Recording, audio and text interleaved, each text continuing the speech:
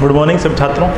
आज हम चर्चा करेंगे अफवातंत्र के बारे में। अगला इसी संबंध में आगे बढ़ते हुए अपन ने कल अफवातंत्र के संबंध में पढ़ा था। इसमें मैंने आपको दो प्रकार के अफवातंत्र बताए थे। एक तो था हिमालय अफवातंत्र, दूसरा था प्रायद्वीपीय अफवाह।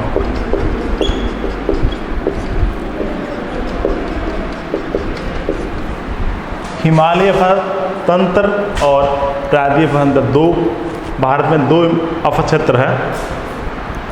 इसमें मैंने कल 3 तत्व हिमालय में 3 बताए थे आपको। सिंधु नदी का अफवाह क्षेत्र जो अरब सागर में गिरती है, जो किसका उद्गम कहाँ होता है, हिमालय के उत्तरी भाग तिब्बत या कैलाश पर्वत से मानसून झील से निकलती है और इसके 4-5 सहायक नदियाँ होती है। उससे द्वारा ये प्रवाह होती हुई आपका जम्मू कश्मीर, इधर अफगानिस्तान में कुछ भाग, फिर आज से पाकिस्तान होते हुए अरब सागर में गिरती है।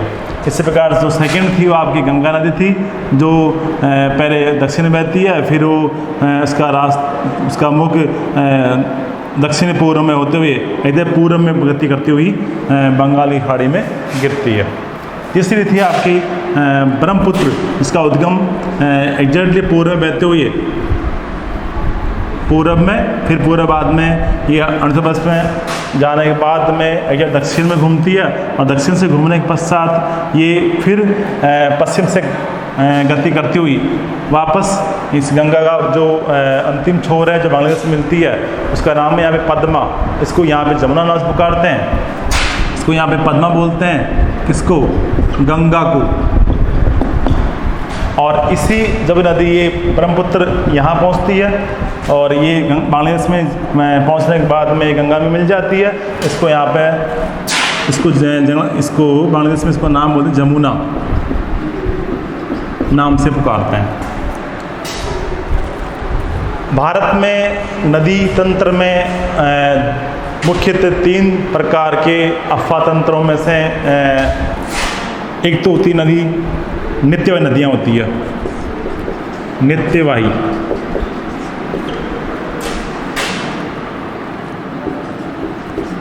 नदियाँ।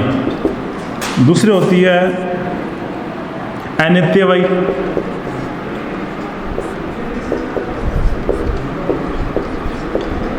तीसरी होती है आंतरिक प्रवाह वाली।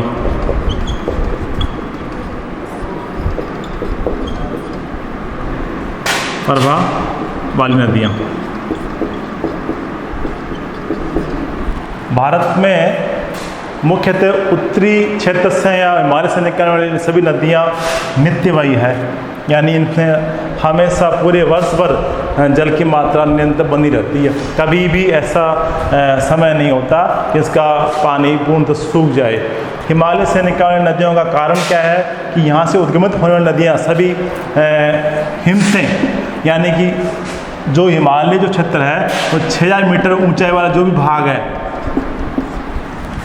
6000 मीटर से ऊपर वाला जो भी क्षेत्र है, जो भी हिम शिखर है, जो भी प्रदेश है, जो शिखर क्षेत्र है, ऊंचे पहाड़ी शिखर है, वो सदैव हिम से ढके रहते हैं। और उससे हिम सड़क के नीचे की वो सरकता है तो नीचे आने के बाद उसका तापमान बढ़ता है और तापमान बढ़ने से उसको हिम पिघलना शुरू होता है।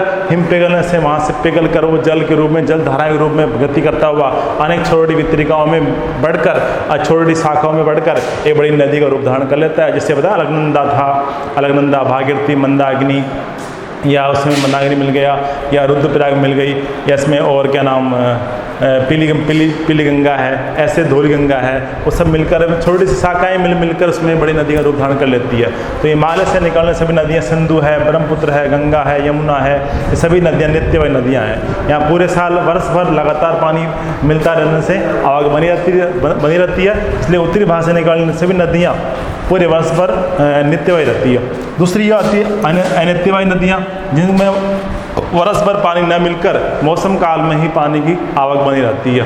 ऐसी नदियाँ जो दक्षिण भारत में जो वर्षा काल में उनको नदी कैचमेंट एरिया से जलघन प्राप्त हो जाता है और वहाँ से गति करके वो बंगाली खाड़ी में या सागर में गिर जाती है। ये अनित्यवाही नदियों में आती है। ये मौसम काल में, वर्षा काल में गति करती है, बाकी समय शुष्क अवस्था में रहती है। एक नदी गोदावरी है जो जिसमें लगातार लंबे समय तक बारिश का पानी बना रहता है। उसका कारण ये था, उसका कारण यह है कि इसमें दोनों मानसून, दक्षिण पश्चिम मानसून, ये दक्षिणी पश्चिम मानसून और एक उत्तरी पूर्व मानसून, उत्तरी पूर्व मानसून, दोनों प्रकार के वर्षाएं इस क्षेत्र में होती है। तेलंगाना, आपका कर्नाटक जो क्षेत्र है या तमिलनाडु क्षेत्र है, उसमें दोनों क्षेत्र में इस मानसून से ग्रीष्मकालीन वर्षा होती है और इस मानसून से उत्तर पूर्व मानसून से वर्षा होती है। इसलिए लगातार इसमें भी पूरे साल लगभग पानी की आवक बनी रहती है। केवल गोदावरी नदी है, बाकी सभी नदियों में लगभग शुष्क अवस्था में रहती है।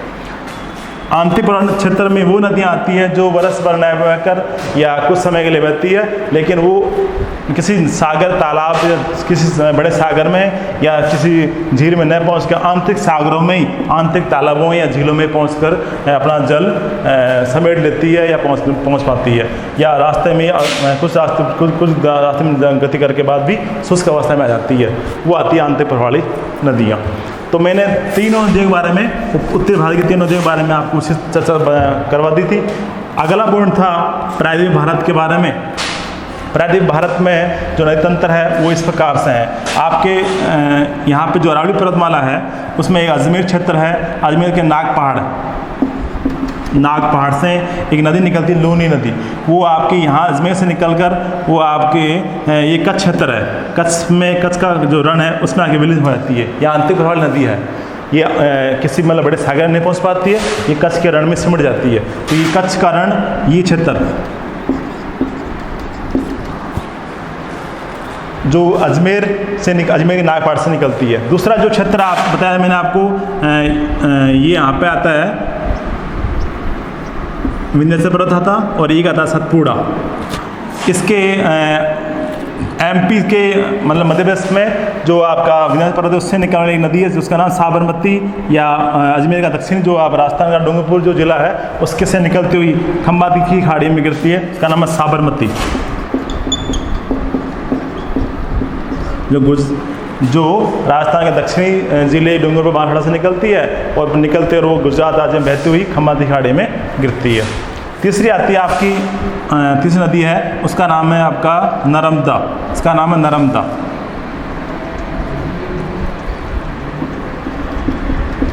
नर्मदा नदी जो विंध्याचल पर्वत के अमरकंटक पहाड़ से निकलती है और ये एग्जैक्टली पश्चिम में बहती हुई अरब सागर में गिरती है।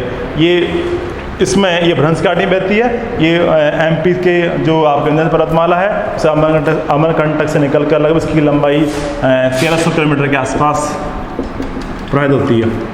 इसके दक्षिण में एक जो पहाड़ी है उसका नाम है सतपुड़ा। इसके दक्षिण फिर एक नदी बहती है, उसका नाम है ताप्ती नदी। ये भी आपके मेघालय पर्वत से निकलकर पश्चिम की ओर गति करती हुई खंबात की खाड़ी में गिरती है जो अरब सागर में है। इस प्रकार 3-4 नदियाँ जो ताप्ती, नर्मदा जो बड़ी नदियाँ हैं, और ये लूनी है, साबरमती है और ये माही नदी है, वो सब किस में गिरती है? अरब सागर में। बाकी जो दक्षिण भाग की जो बड़ी नदियाँ हैं सभी बंगाल की खाड़ी में गिरती है। बंगाल की खाड़ी में गिरने वाली जो नदियों में है मुख्यतः ये जो पठारी भाग है, इसका पश्चिमी जो क्षेत्र है, जो पहाड़ी प्रदेश है जिसका बोलते हैं पश्चिमी घाट से निकलने वाली सभी नदियाँ पूर्व में बहती हुई बंगाल की खाड़ी में गिरती है। इसमें मुख्य 3 नदियाँ हैं, गोदावरी, कृष्णा और कावेरी। इधर एक नदी है उसका नाम है महानदी जो आपकी छत्तीसगढ़ से निकलती है, जो उड़ीसा में बहती हुई बंगाल की खाड़ी में गिरती है। इसके निचल जो क्षेत्र है वो है आपकी गोदावरी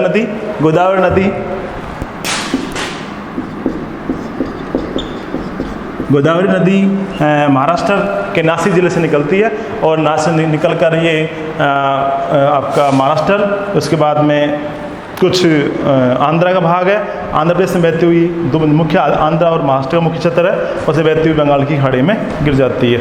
तीसरी है आपकी कृष्णा नदी।